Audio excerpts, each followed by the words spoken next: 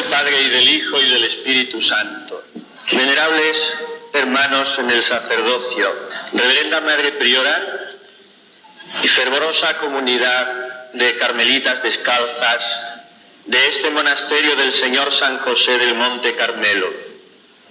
Señor alcalde, excelentísimas autoridades civiles y militares, hermanos de la cofradía de nuestra Madre Santa Teresa de Jesús, carísimos hermanos todos en el corazón eucarístico de Jesús de Teresa.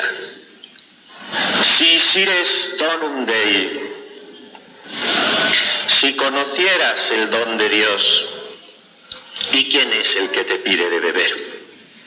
Deseo anheloso de Jesús de darse a nuestras almas.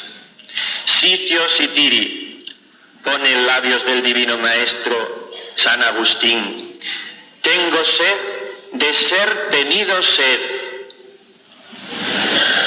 Y al final, Domine, damici aquam, Señor, dame de esa agua.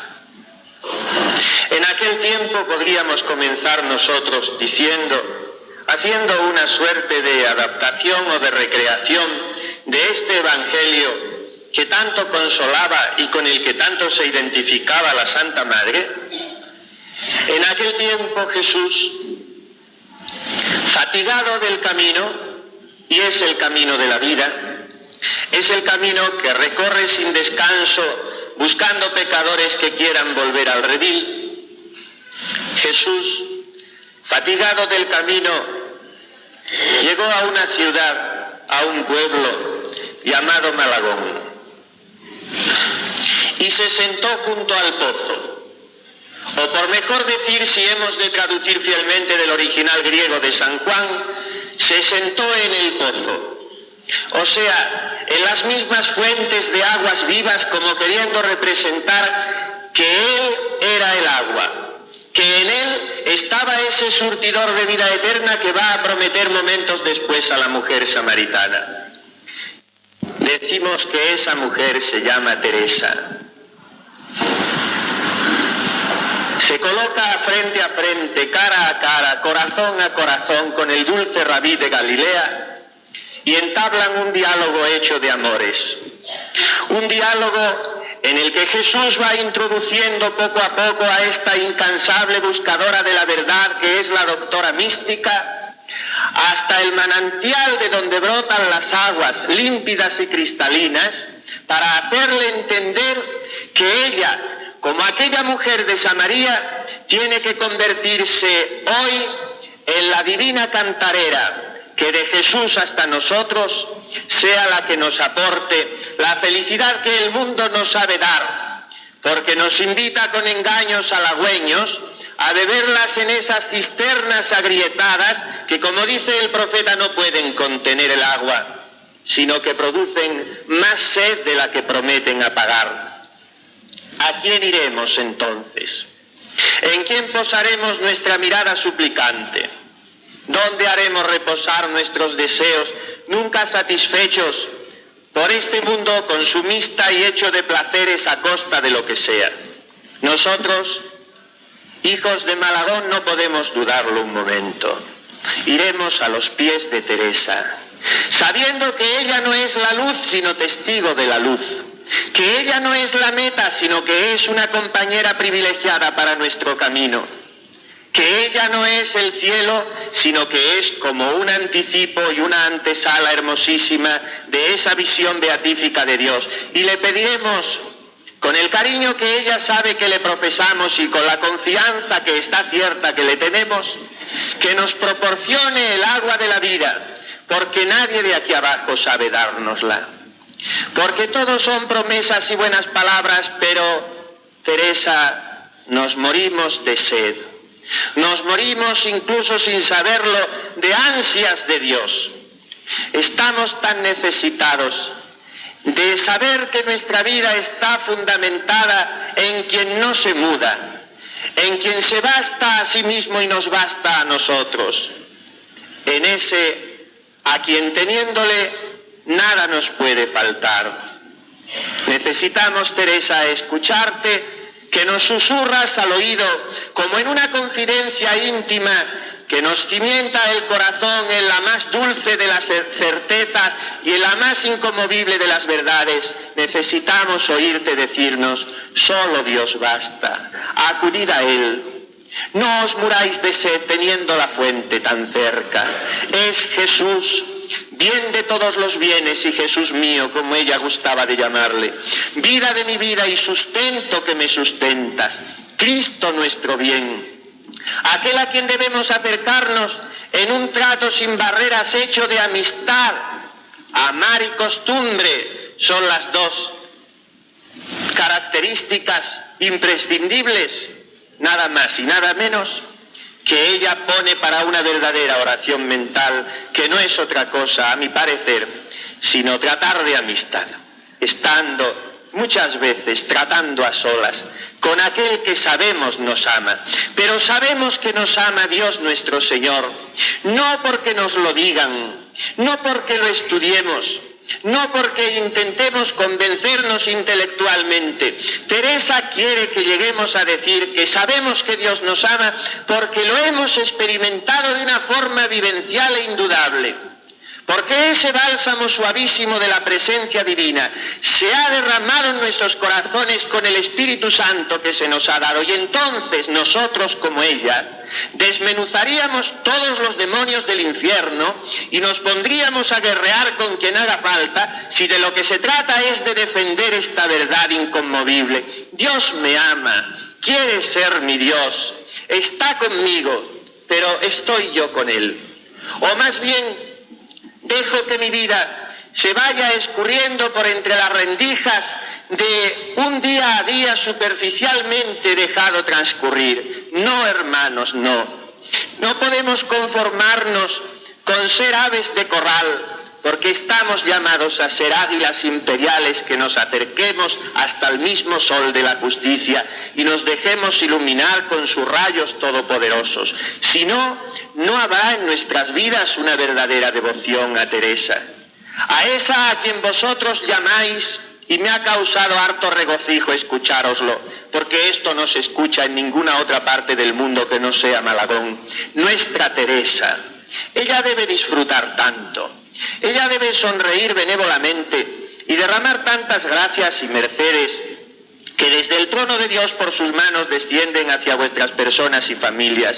Pero ella no quedará satisfecha del todo si la auténtica devoción que le profesáis no os sirve de trampolín, de catapulta que os lleve hasta el mismo corazón de Dios, que es a donde ella nos quiere dirigir. Mirad a Cristo. Es la obsesión que una y otra vez le remacha a sus monjas y a todos los que le piden que sea maestra en su camino de oración.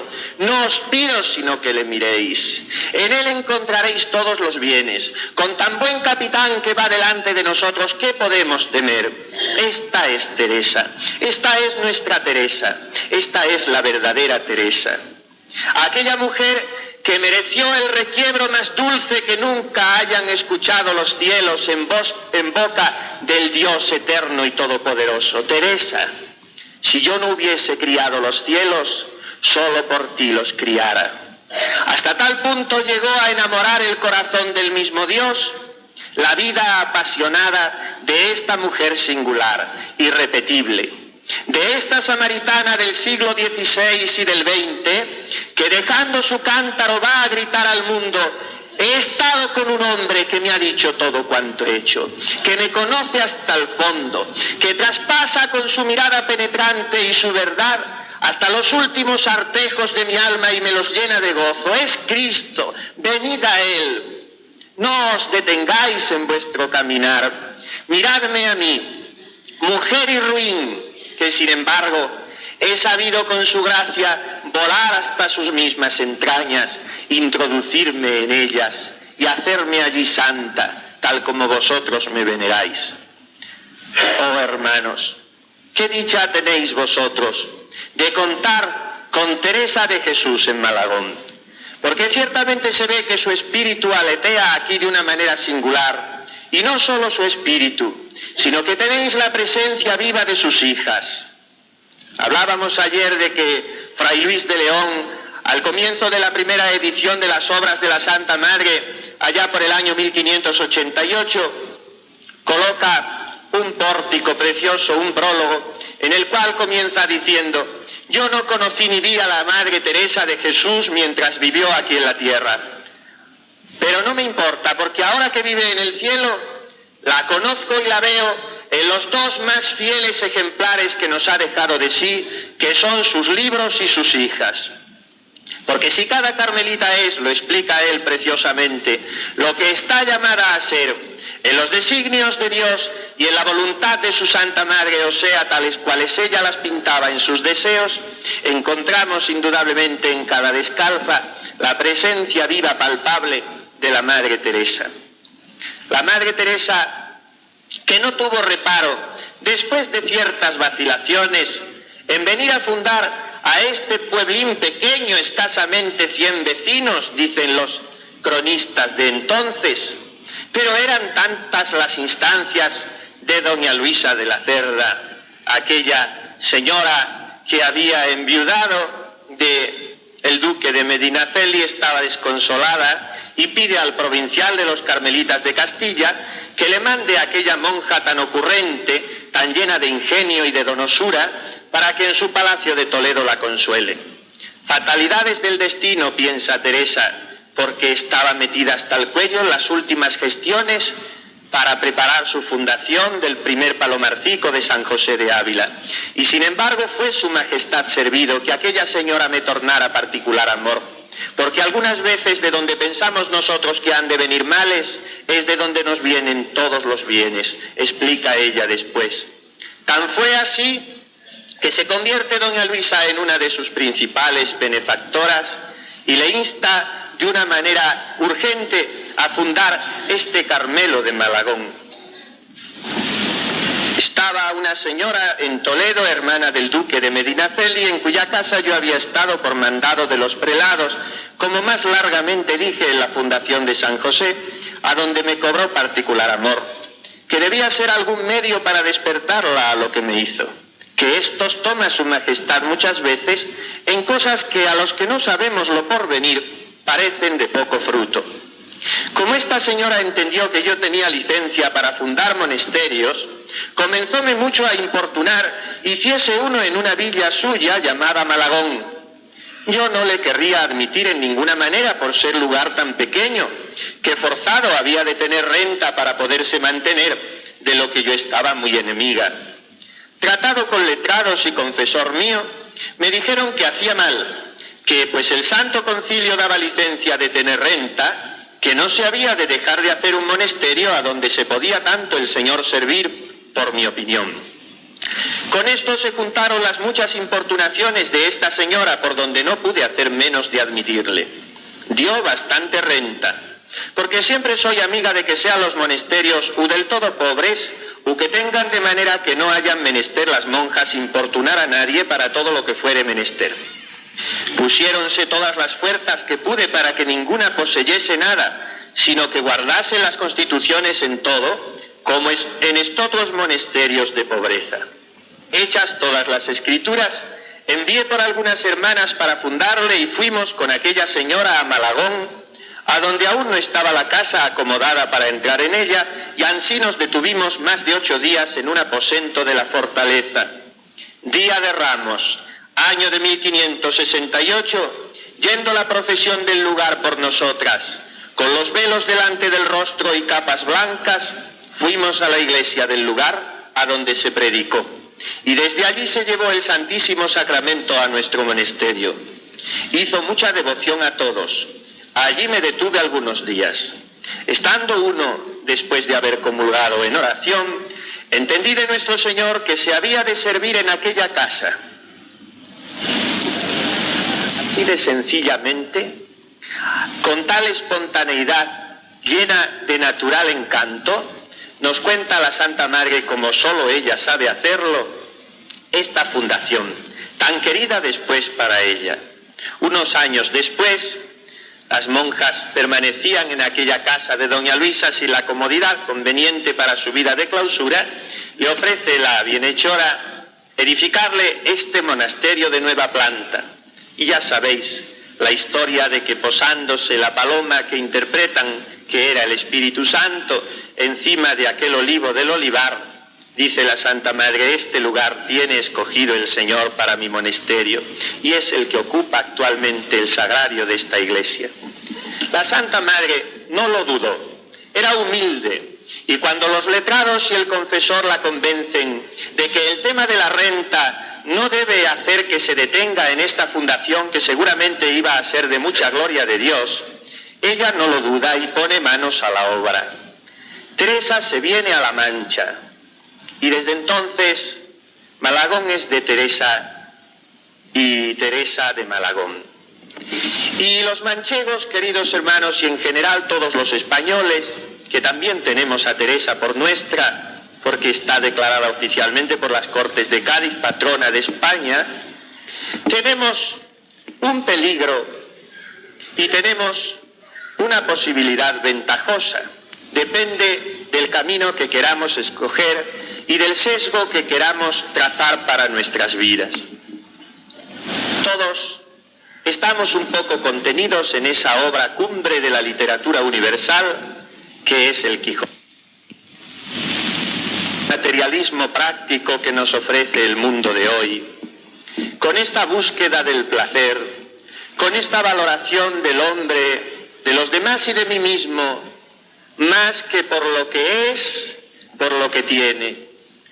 Todos estamos tentados a no vivir, sino a desvivirnos, o sea, a ir viviendo cada día un poco menos, a ir muriendo, a ir dejando que vaya ocultando en nuestra vida la ilusión y el entusiasmo y la frescura de una juventud siempre enamorada de Dios, ese tul de oscuridad que las tinieblas del pesimismo y del desencanto constantemente acechan con envolvernos. Esto no es sino quedarnos ensanchos que se conforman con lo de aquí abajo. Y la posibilidad ventajosa es aspirar a ser Quijotes. Hay que estar un poco locos para eso, sí, pero es que para amar a Dios con todo el corazón, para entregarse a los demás hasta el punto de dar la vida por ellos si hiciera falta, para vivir el Evangelio de nuestro Señor Jesucristo con la misma fidelidad hasta las últimas consecuencias como Teresa lo vivió, es condición sine qua non estar un poco locos, o por lo menos locos según el mundo, que no quisiera yo, sino que todos estuvieran locos de esta celestial locura, dice en un lugar de sus obras nuestra Santa Madre, cuando habla de aquel santo desatino que produce enamorarse de Dios. Esto es ser Quijotes a lo divino, hermanos. Esto es ponernos delante un horizonte tan ancho que no podamos nunca abarcar con nuestros propios brazos, y por eso tengamos que pedírselos prestados a Cristo nuestro bien, para que tomándonos en los suyos, nos haga abrazarle a Él y abrazar al mundo. Pero Don Quijote de la Mancha necesitó un ideal, necesitó una ilusión, necesitó un proyecto vital, algo que le hiciese moverse y librar aquellas batallas terribles contra gigantes imaginarios. Los nuestros son reales. Porque el mundo, el demonio y la carne son más temibles que los molinos de viento contra los que se enzarzaba el ingenioso hidalgo. Y también nosotros, hermanos, necesitamos un ideal, algo que mueva nuestros corazones, alguien a quien mirar y que nos engolosine, como dice Teresa, en el seguimiento del Señor, porque si no es tan fácil bajar los brazos, es tan fácil claudicar, es tan fácil contemporizar con los criterios del mundo que se nos meten por los medios de comunicación a todas horas y contra los cuales a las veces parecemos inermes. Es tan fácil abandonar. Sin embargo, si hay alguien a nuestro lado en quien apoyarnos, si hay alguien que se convierta en confidente de todas nuestras horas, de nuestros pesares y alegrías, qué fácil será luchar. Para Don Quijote, lo sabéis bien, era Dulcinea. Nosotros tenemos una Dulcinea mucho más amable, mucho más encantadora, que ha sabido cautivar nuestros corazones y hasta qué punto. Es Teresa de Jesús, la Dulcinea de nuestros pensamientos. Nosotros, manchegos, un poco locos también como Don Quijote, queremos luchar. A veces nos sentimos débiles, a veces el peso de nuestras miserias amenaza con detenernos en la batalla. No, allí está ella, y mirándola en el horizonte, que nos señala un horizonte todavía más alto, que es Dios nuestro Señor, no abandonaremos las armas. Son los poderes del mal aquellos que tenemos enfrente, y seamos realistas. Vivimos en una hora trágica de la historia de la humanidad, en la que no sabemos por qué misteriosos designios se ha desatado de una forma asombrosa el influjo maléfico de Satanás y se introduce hasta los últimos resquicios de nuestra sociedad. Esto es así, no se le oculta ni al menos avisado. La corrupción en la niñez y en la juventud, la destrucción de las familias, la promulgación cada vez con más frecuencia de leyes inicuas porque están en contra sustancialmente de la ley de Dios, que es la única que no puede pasar y en la que tiene que sustentarse toda estructura humana. ¿Esto qué es? Sino una acción diabólica extendida en un grado mucho mayor que en otras épocas. ¿Y esto qué exige de nosotros? Sino una lucha mucho más fuerte, mucho más constante, mucho más decidida que en otras épocas. ¿Por qué entonces, hermanos, nos estamos quedando en un cristianismo de medias tintas? ¿Por qué nuestro catolicismo no se expande en círculos concéntricos en los ambientes en los que Dios nos ha colocado? ¿Por qué están convenciéndonos los hijos de las tinieblas para que nos reduzcamos a un subjetivismo en virtud del cual yo puedo tener las creencias que quiera, pero no puedo influir en la sociedad que me rodea? ¿Por qué? Porque hemos dejado de velar nuestras armas, porque nos ha faltado a veces en quién poner los ojos. Mujer y ruin, Teresa se enfrentaría contra todos los demonios del infierno, y cuando tiene aquella visión terrorífica de los condenados que Dios le muestra, es cuando ella hace el voto maxime ardum, o sea, el de hacer siempre lo más perfecto que ella entendiese en el servicio de Dios.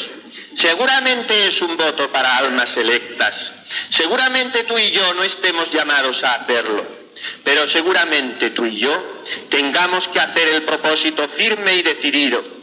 Cuando hoy recibamos a Jesús sacramentado, los que estemos convenientemente dispuestos para ello en esta Santa Misa, cuando hoy, dando gracias al final del día, miremos a Teresa, estamos llamados a hacer el propósito de ser siervos del amor, que esta es la expresión hermosa que ella adjudica a los que, alistándose en las banderas del Rey Eternal, no abandonan nunca la lucha, sino que van de virtud en virtud, de gloria en gloria, hasta que se aproximan al mismo rostro del esposo dulcísimo de las almas, Jesucristo, del que ella se enamoró tanto que no tiene otro deseo sino enamorarnos a nosotros también.